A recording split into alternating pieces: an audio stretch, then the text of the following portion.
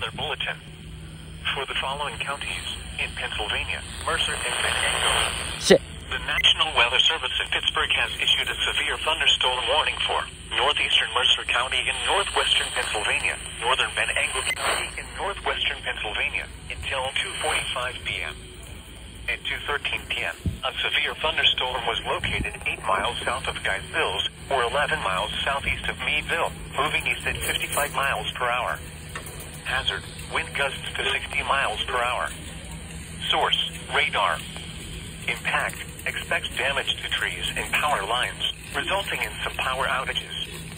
Locations impacted include Oil City, Franklin, Cigar Creek, Hazen Heights, Seneca, Rouseville, Cooperstown, Woodland Heights, Pleasantville, Utica, Oil Creek State Park, Morris K. Goddard State Park.